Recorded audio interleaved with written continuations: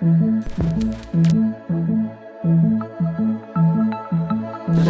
Liminal Spaces, the exhibition that we're in, is a critical, playful and humorous look at issues of cultural identity and political construct. It's underpinned by exploring ideas of borders, citizenships and migration. Some of the questions that it asks us, it gets us to consider the history of objects and their materiality and the relationship between images and physical objects themselves. The title of the exhibition, Liminal Spaces, refers to objects that have a hybrid nature, so they are transitioning between two different stages or places. Some of this hybridity refers to objects that are both old and new, both Eastern and Western, but also transitioning from one state to another, whether that's from physical to digital and back again, shifting between the two.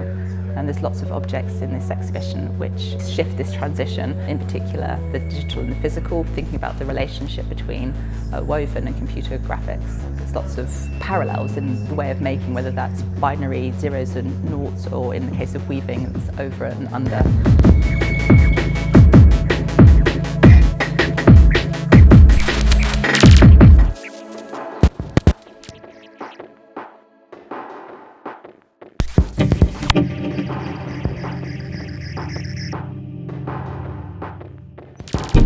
So the work deconstructs exotic tropes by intentionally using stereotypes, employing both satire and subversion.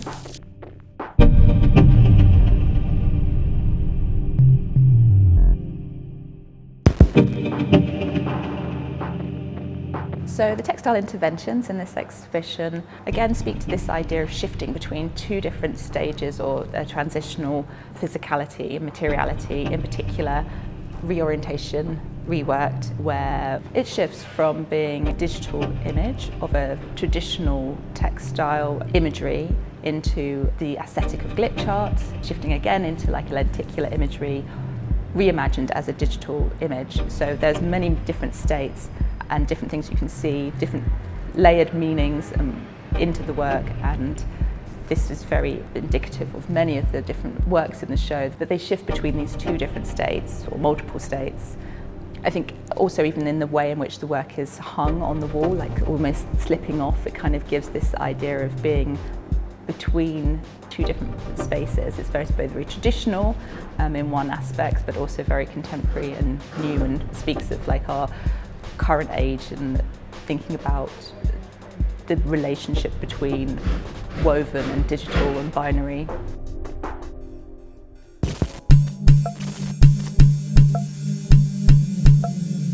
So the works in the exhibition and Maryam's practices incorporates multiple of mediums, whether that's video projection, film, soundscape, works on paper, also incorporates found objects and fabricated ones. I think it's the criticality, but also the playfulness that really attracted me to the work. And it does look at these big issues, but does so through a very specific angle and lens, which gets you to really think about the material and the history of the works and that relationship between the objects and the images. And so that was, for me, what really attracted me to Maryam's work.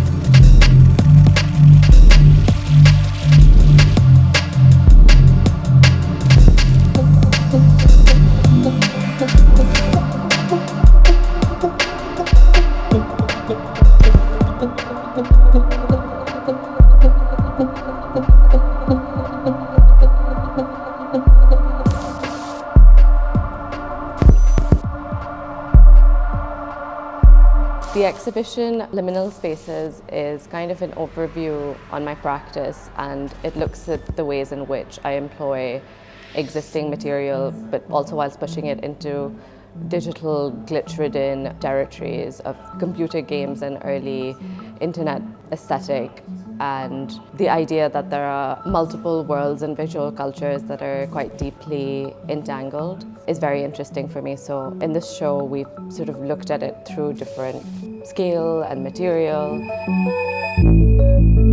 For this show, I think we were sort of responding to the gallery space and also seeing the works that could be in conversation with each other, and kind of expanding the idea of the glitch and what that might look like in the form of a film, or in the form of an artist statement, or in painting, or sort of more sculptural painterly forms.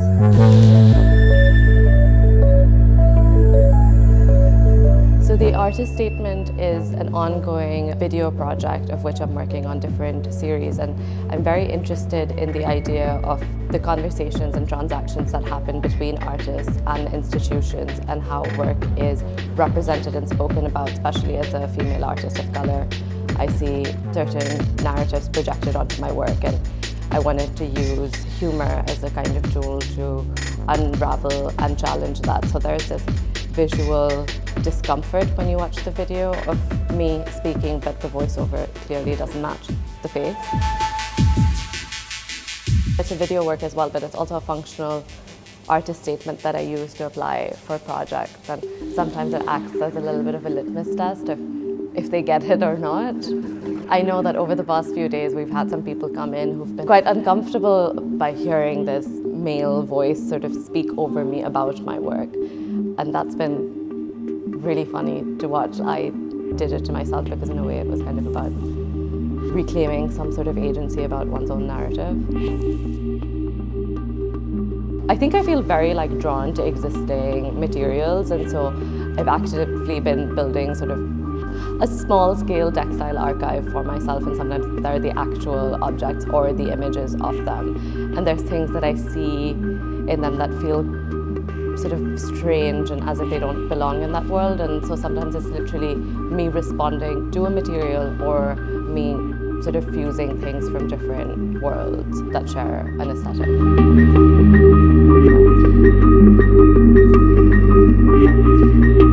So my work is very interested in engaging with the idea of empire and how it sort of shapes certain power dynamics.